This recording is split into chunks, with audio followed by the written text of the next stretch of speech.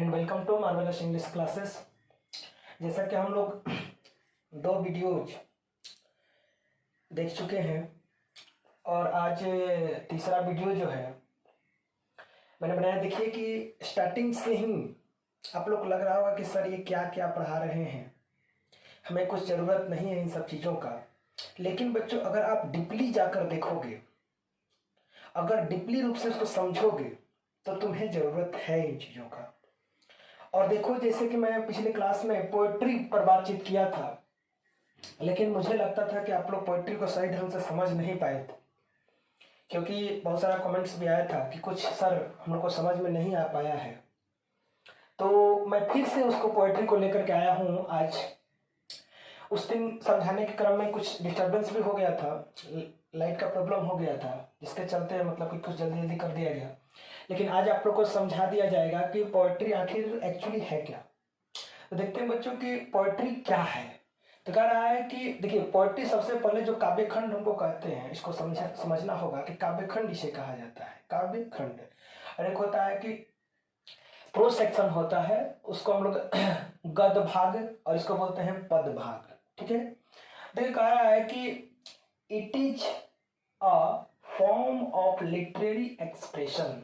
ध्यान दीजिएगा, it is a form of literary expression.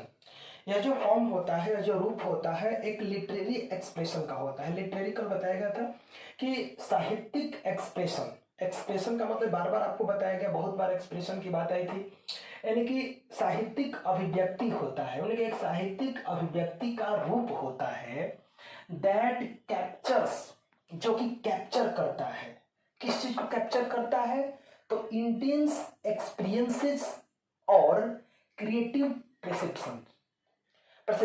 कह रहा है कि इंटेंस एक्सपीरियंसेस, एक्सपीरियंसेस का मतलब होता है अनुभवों, यानी कि तीव्र अनुभवों को, और क्रिएटिव परसेप्शंस को। क्रिएटिव का मतलब रहा है रचनात्मक, कह सकते हैं। तो रचनात्मक भावनाओं को कह सकते हैं हम लोग, या रचनात्मक समझ को भी कह सकते हैं हम लोग, या रचनात्मक धारणा को भी हम लोग कह सकते हैं। परसेप्शन मीन्स धारणा भी कह सकते हैं। ठीक है, तो रचनात्मक धारणाओं को, यानी कि क्या करता है, ध्यान दीजिएगा, यहीं पर हम लोग उस दिन नहीं समझ पाए थे। दैट कैप्चर्स, जो कि कैप्चर करता है इंटेंस माने तीव्र, तीव्र अनुभवों, एक्सपीरियंसेस को और क्रिएटिव परसेप्शन को, जो कि क्रिएटिव परसेप्शंस और एक्सपीरियंसेस को क्या करता है, कैप्चर करता है ऑफ द वर्ल्ड, संसार के। क्लियर हो गया? ध्यान से, दैट कैप्चर्स, जो कि कैप्चर करता है इंटेंस एक्सपीरियंसेस। देखिए ध्यान से, कह रहा कि इंटेंस एक्सपीरियंस यानी कि तीव्र एक्सपीरियंसेस को और क्रिएटिव परसेप्शन, यानी क्रिएटिव परसेप्शन का मतलब होता है कि जो मतलब कि रचनात्मक या संरचनात्मक जो परसेप्शन होते हैं, धारणाएं होती है, उसको कैप्चर करता है। कहाँ के? ऑफ द वर्ल्ड, संसार के। Clear? In a musical language, ध्यान देंगे, थोड़ा सा वहीं पर लिख दिया गया है। इन अ म्यूजिकल लैंग्वेज, किस रूप में? तो एक म्यूजिकल लैंग्वेज के रूप में, यानी कि संगीतमय भाषा के रूप में, संगीत की भाषा के रूप में, जो गा करके, यानी कि कविता को गा करके व्यक्त किया जाता है, उसको मतलब कि एक लय में गाया जाता है। इसके लिरिकल पोयम होता है, ओड पोयम होता है, बहुत सारी कविताओं का पार्ट्स होता है, जिसको हम लोग आगे थोड़ा सा चर्चा करेंगे। ठीक है, देखिए, अगर वो डेफिनेशन आप लोग को याद करने में थोड़ी बहुत प्रॉब्लम होती होगी, तो एक छोटा सा डेफिनेशन याद कीजिएगा कि poetry is the language. Poetry एक भाषा, माने पोएट्री वह भाषा है इन विच अ मैन एक्सप्लोर्स, जिसमें एक आदमी क्या करता है, तो एक्सप्लोर करता है। क्या करता है? एक्सप्लोर। देखिए आता है, आप लोग एक ऐप में देखे होंगे कि बच्चों देता है एक्सप्लोरर। एक्सप्लोर का मतलब है विस्तृत करना। तो इस करता है कि एक्सप्लोर, जो विस्तृत किया जाता है, his own amazement.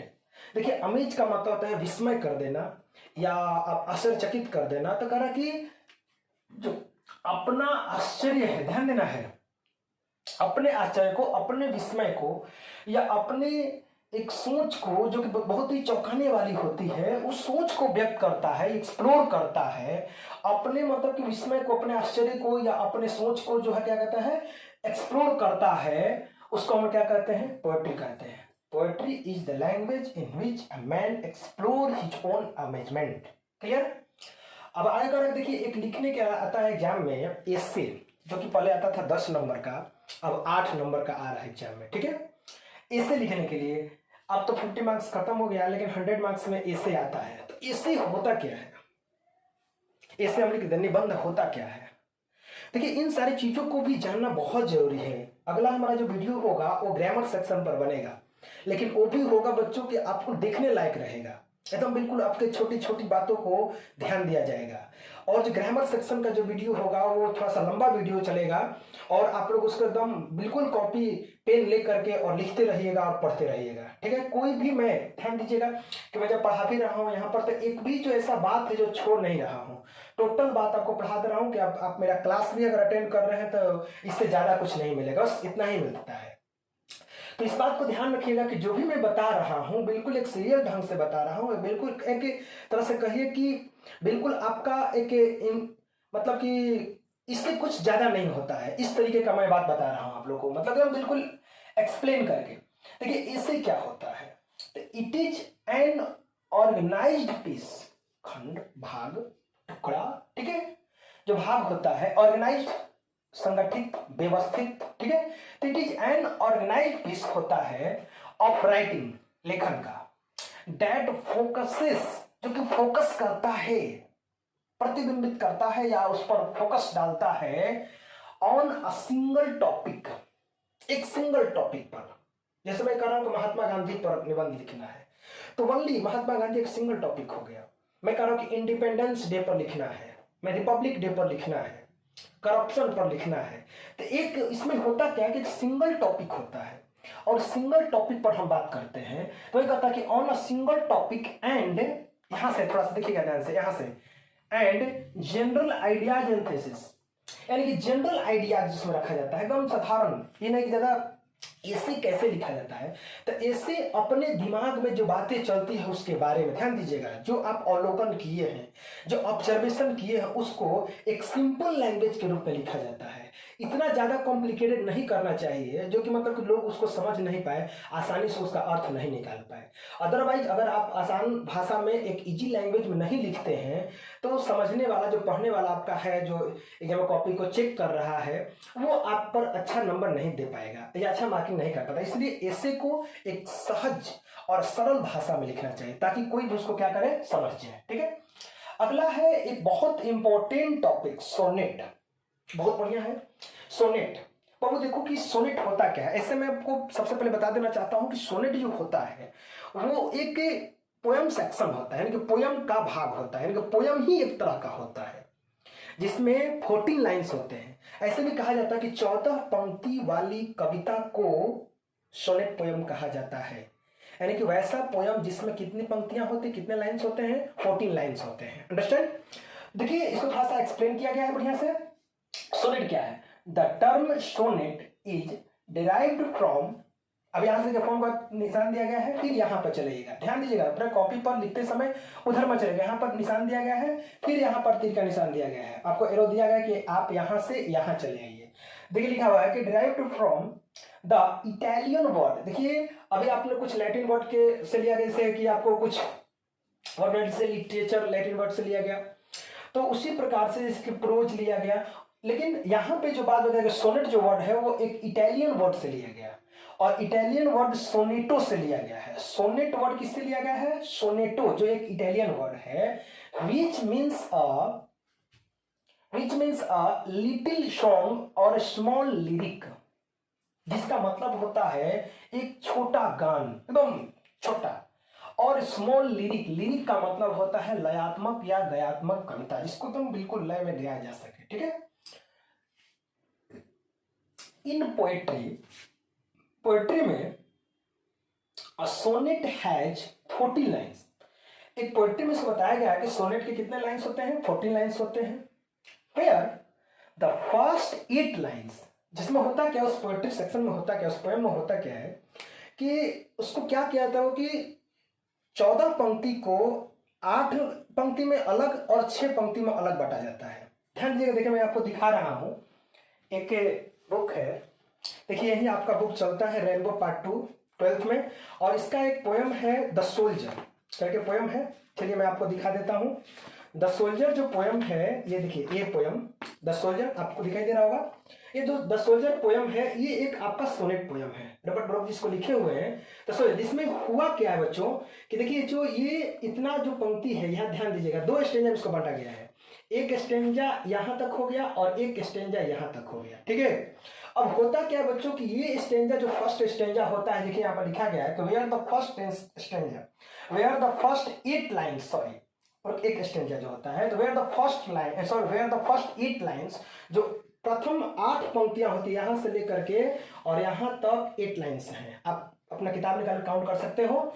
8 lines are called Octave, और ये 8 लाइन्स जो होते हैं उसको ऑक्टेव कहा जाता है, यानी कि 8 पंक्ति वाली कविता, ध्यान दीजिएगा, को ऑक्टेव कहा जाता है। और 6 लाइन्स की जो कविता होती है, 6 लाइन्स के जो पोएम्स होते हैं उसको सेस्टेट कहा जाता है। तो ध्यान देंगे, उस 14 लाइन्स के पोएम में जो फर्स्ट स्टेंजा होता है वो 8 लाइन्स का होता है, और जो सेकंड स्टेंजा होता है वो 6 लाइन्स का होता है।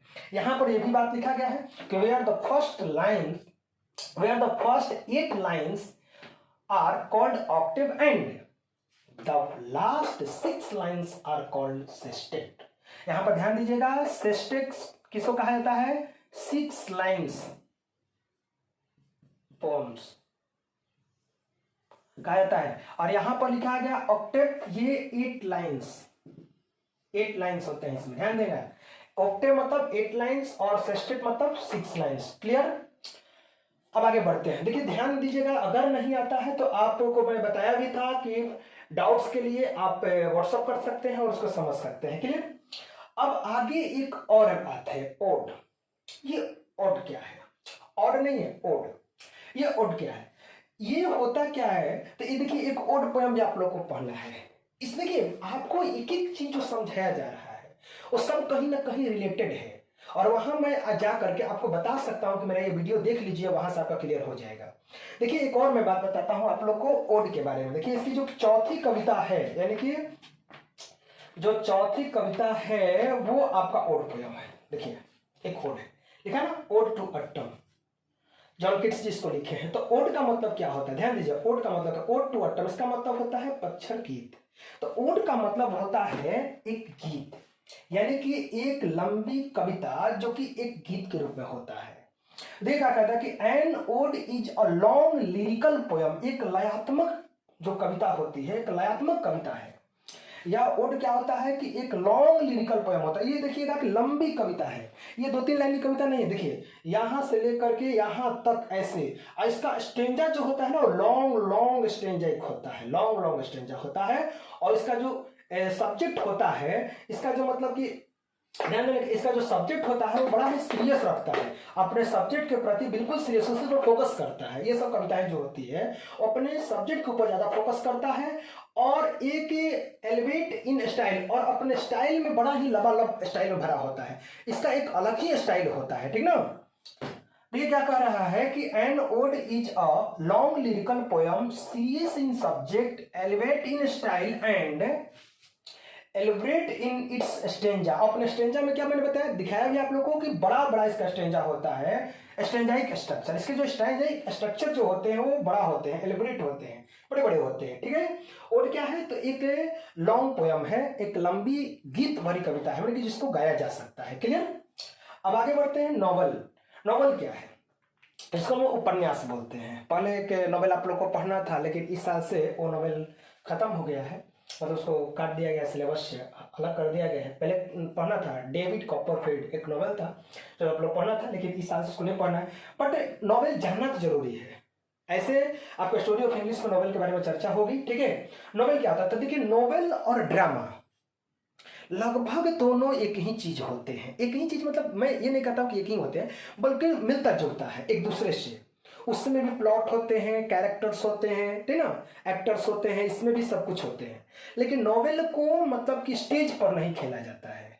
नॉवेल को बस एक बुक के माध्यम से, एक कहानी के माध्यम से हम उसको पढ़ लेते हैं। लिखा है novel is a long pros fiction. Fiction बताया गया था आप लोगों को। फिक्शन क्या है? ये एक प्रोज फिक्शन है, हैविंग प्लॉट, जो अपने साथ एक प्लॉट रखता है। देखिए प्लॉट का मतलब होता है खंड, भूम, भाग, भूभाग भी उसका मतलब होता है। लेकिन सबसे पहले प्लॉट तैयार किया जाता है, प्लॉटिंग करना जरूरी होता है। तो प्लॉट होता है having plot a number of characters, और इसमें भी कैरेक्टर्स होते हैं, जैसे हमें ड्रामा में कैरेक्टर्स होते हैं उसी प्रकार से इसमें भी कैरेक्टर्स होते हैं, ठीक है। एंड द प्लॉट डेवलपिंग, और इसमें प्लॉट डेवलपिंग किया जाता है, डेवलपिंग तो उसको अग्रसर किया जाता है, आगे तरफ बढ़ाया जाता है। And coming to a logical conclusion, और यह जो पहुंचता है एक लॉजिकल कंक्लूजन तक पहुंचता है। लॉजिकल का मतलब तार्किक, और कंक्लूजन का मतलब होता है निष्कर्ष।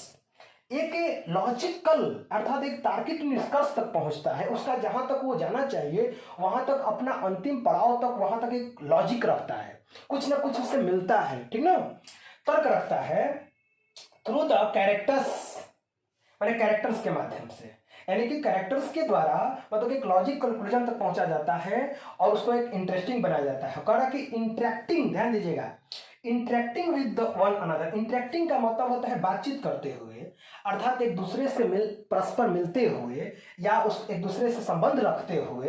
इंटरेक्टिंग का ऐसा मतलब होता है बातचीत करते हुए, ठीक है। तो इंटरेक्टिंग विद वन अनदर, एक दूसरे से बातचीत करते हुए, एक दूसरे से मिलते जुलते, एक दूसरे से मिल करके और क्या बनाते हैं, एक प्लॉट को डेवलपिंग करते हैं और वो एक लॉजिकल निष्कर्ष तक पहुंचते हैं, अर्थात एक तार्किक निष्कर्ष तक लोग पहुंचते हैं, ठीक है। एक और इंपॉर्टेंट चीज दिया गया है, एक्रोनिम क्या है। देखिए एक्रोनिम होता क्या है, इसे हम लोग इसको शॉर्ट फॉर्म भी कर सकते हैं, ठीक है। तो एक्रोनिम क्या है, तो a short word that is made from the first letters of a group of words. कहा कि एक, देखिए इसमें होता क्या है कि एक शॉर्ट वर्ड होता है दैट इज मेड ऑफ, जो बना होता है किससे भाई, the first letters of a group of words, माने कि जो ग्रुप ऑफ वर्ड्स है, जैसे कि आपको लिखा गया है एम बी एफ लिखा गया है। तो एमबीएफ एक ग्रुप ऑफ वर्ड्स हो गया, इसके फर्स्ट लेटर से एक एक वर्ड बनता है, ध्यान दीजिए, फर्स्ट लेटर से, सेकंड लेटर से, थर्ड लेटर से एक एक अलग अलग वर्ड बनता है, उसको हम एक्रोनिम कहते हैं। जैसे कि देखिए लिखा है कि एम बी एफ, अब एम से अलग वर्ड बनेगा, बी से अलग बनेगा, एफ से अलग बनेगा, कर रहा है my best friend, M B F, my best friend, देखिए एम बी एफ, ठीक है ना। उसी प्रकार से AIR लिखा हुआ है, ऑल इंडिया रेडियो, क्या लिखा हुआ, ऑल इंडिया रेडियो। मैट लिखा हुआ है, कैट लिखा हुआ है, ठीक है। मैनेजमेंट एप्टीट्यूड टेस्ट, और जो कहा है कंबाइंड एप्टीट्यूड टेस्ट, और एड्स लिखा गया है, तो देखिए ए से अलग लिखा है एक्वायर्ड, उसके बाद आई लिखा है इम्यूनिन, करके इम्यून, उसके बाद डी है डिफिशियंसी, उसके बाद एस है तो सिंड्रोम, कर सकते हैं कि acquired immune deficiency syndrome, understand. तो इस तरीके से आपको ये पूरे डेफिनेशन को रखा गया। अब हम यहीं पर ही वीडियो को समाप्त करेंगे और फिर अगले वीडियोज में आप लोगों को एक चैलेंज के साथ, एकदम बिल्कुल एक उत्साह के साथ, जो आपसे मिलता जुलता, जो जिसका आप बेसब्री से इंतजार कर रहे हैं, यानी कि ग्रामर सेक्शन का। उसके बाद मैं एक एक करके पोएम सेक्शन को भी पढ़ाऊंगा, मतलब कि पोएम को भी डील करूंगा, उसके बाद प्रोज को भी डील किया जाएगा, फिर स्टडी ऑफ इंग्लिश को भी डील किया जाएगा। पहले ग्रामर सेक्शन को देखा जाए, ठीक है। ग्रामर सेक्शन बहुत इंपॉर्टेंट है और सबके लिए है, तो जब मैं ग्रामर सेक्शन शुरू करूंगा तो उसमें भी आपको बेसिक कॉन्सेप्ट जानना पड़ेगा। देखिए घबराना नहीं है, अगर आप घबरा जाते हो तो फिर कुछ नहीं मिल पाएगा, इसलिए आप बारीकी से समझते जाओ, पढ़ते जाओ, अच्छे ढंग से इसको केयर करते जाओ, रिमेंबर करते जाओ, ताकि आपके लाइफ में ये ज़्यादा इंपॉर्टेंट हो सके। देखिए उसके बाद आप लोगों को जो कल से ग्रामर सेक्शन, जो अगले वीडियो जो मैं वादा करता हूं आप लोगों से कि आप लोगों का जो टॉपिक है, ये तो आप लोगों से थोड़ा सा लग रहा होगा कि हम लोगों के सर काम की चीज़ नहीं है, इसको हम लोग क्यों पढ़ें, लेकिन बच्चों इसको पढ़िएगा। लेकिन अगला वीडियो में प्रॉमिस करता हूं कि बिल्कुल आपका ग्रामर सेक्शन आएगा, जो जिसमें ग्रामर को एकदम स्टार्टिंग से शुरू किया जाएगा, ग्रामर क्या है, कहाँ से शुरू, कैसे शुरू हुआ, क्या क्या हुआ, उसको लेकर के फिर हम लोग time and tense, voice, narration, जो भी टॉपिक्स हैं सब क्लियर किया जाएगा। तो आपको आई होप आप लोग को समझ में आया होगा। अगर समझ में आया है आप लोग को ये वीडियो या चैप्टर को बढ़िया से ध्यान से देखे हैं, तो आपको अगर अच्छा लगे तो आप इसको शेयर कीजिएगा अपने फ्रेंड्स में, और इसमें सब्सक्राइब कर दीजिएगा आप लोग, और लाइक कीजिएगा, कमेंट्स कीजिएगा, कहीं आपको प्रॉब्लम होगी तो पूछिएगा, मैं आपके साथ हूँ। That's all.